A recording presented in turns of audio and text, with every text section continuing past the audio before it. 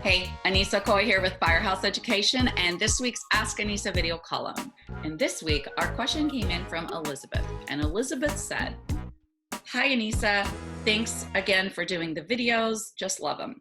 I have a question for you. In these difficult economic times that we're dealing with right now, do you feel like we are going to see a surge of insureds keeping the check?"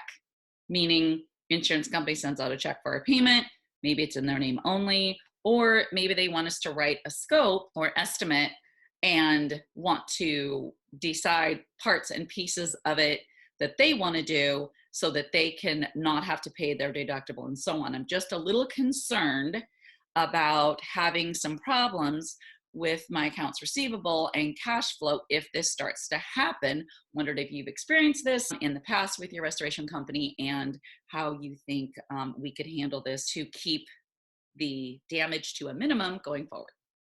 Okay, wow.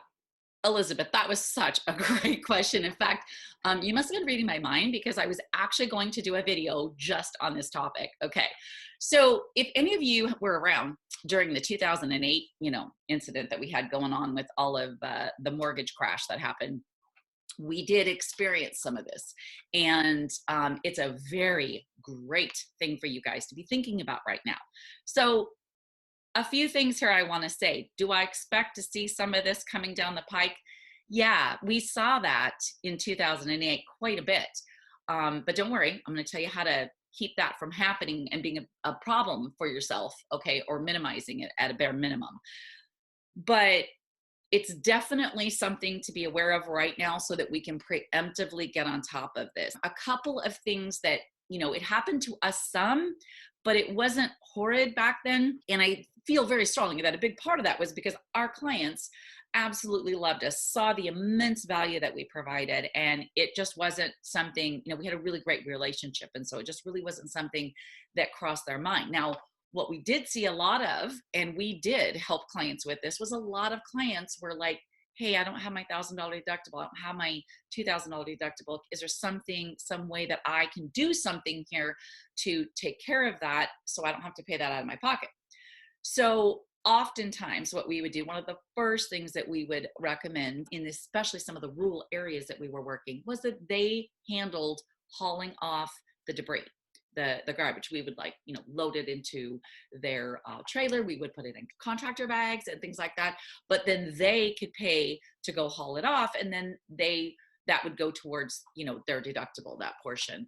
Another thing that I've done a little bit, but I really, really discourage, is if it's a very light situation, like when we're dealing with, like, say, water, things got wet, not a sewer loss or anything, but like just water, and or a very mild fire, and there's a very limited amount of just everyday ordinary laundry to do. That's something that I will sometimes give my homeowner to be able to do.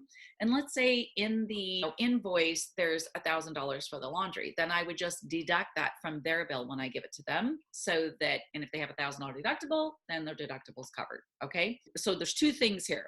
One is keeping track of the check. Okay. Not having, your homeowner keep all of the money.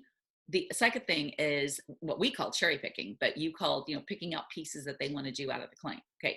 So first off, you have got to follow that check. Okay. You should know where that check is flowing, at every single stage. One of the biggest things is get your name on it, and or get it in your name only. Then obviously you're not going to have an issue here. But each state is different when you're dealing with AOBs, assignment of benefits, or anything like that, or your contracts that you're signing. This is where you got to make sure this stuff is spot on. You got to make sure that according to the rules and regulations in your state, that you have legal rights to have your name on the check, and or just the check in your name only. Okay, so that's number one. The second thing is, this is where being in contact with the adjuster is huge. Okay. And creating that relationship, not only with the insured, but with your adjuster, because then you can talk to him or her and you'll know where, okay, here's my invoice. Okay. Has the check been issued? And then of course, here's my, contract. So check would be issued with my name on it. You would be able to know when the check gets mailed out, things like that. You've got to stay on top of that. I have restoration companies all the time call me or email me and say, hey, Annissa, I sent this invoice in, haven't heard a word, and don't have any money, and it's been 30, 40, 60 days. Number one, why are you waiting that long if you haven't heard a word, right? You should be out there following the check. Okay, that's number one. You've got to have a systems in place to be able to follow that process. And then part of that system and process is going to be communicating with your homeowner. When your homeowner knows that you track that check and you follow that check through the system, they're going to know that you know when it's been issued and right where it's at. Okay? All right. So the second thing I want to talk about is what we lovingly refer to in the industry as cherry picking. So this is not a practice that I partake in at all. Okay, you heard me say earlier that I may give a client one or two little things that will help go towards covering their deductible, right? Well, cherry picking is on a whole different level. It's where a client will take your estimate, let's say, a scope of work that needs to be done, and go, well, okay, I'm going to do this, this, and this, and then they go through the line items. Especially when it comes to a content or a fire cleaning job, when I'm doing cleaning a structure, that's a recipe for disaster, and I won't do that. If I'm handling the contents on a job, I handle the contents. You heard me say I sometimes will give them a little bit of everyday laundry if it's a very light job, but that's it, okay? I handle all of the contents because I'm guaranteeing that job no odor, and I need it done right and correctly if I'm going to put my name on it, okay? Same with the structure clean. If a client's like, hey, you go ahead and clean, this, but I'll do all the kitchen cabinets because maybe it's $4,000 to clean the kitchen cabinets and they want to keep that money. Then if they insist on doing that, I have at times then refused to do the structure cleaning, which usually wins the client back over, and then I do the whole job. Or if it's a small amount, I may have them sign a release letting them know that I'm not responsible for any odor if there's any odor in the house once the structure's all clean and done, and that my warranty, my lifetime warranty of no odor is null and void. That right there will often change their minds. The other thing that it can do to you is it can literally take all your profit, okay? Not everything that we do on a job is hugely profitable, especially if you're doing rebuild.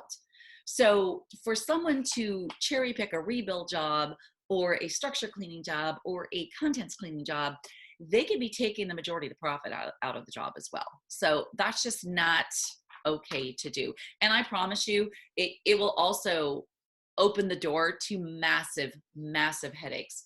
An unhappy client who, feels like, well, this really didn't get done very well. They're just not going to be happy in the end. So it opens up a big can of worms. And if that client's not happy and then they're complaining to their adjuster, now you've got an adjuster going, hey, why did you let the client do all this stuff? Aren't you the remediation professional? Aren't you the one trained that should have been doing this? Okay. So you just got to be real careful about that. All right. So the cherry picking thing could be, something that we see come up with people, like I said, with what they're going to be potentially going through or are going through economically with all of this COVID-19 shutdown stuff, depending on your state, because some states are affected way worse than others have been. The other thing is, of course, follow your check, okay? You should know where that money is at all times. And another thing I want to say about that is if you have an AR sitting out there for 40, 45 days, you better be ramping things up already, okay? That's way too long, especially if we're talking about a content job. I'll get a check within 10 days of completion on a content job.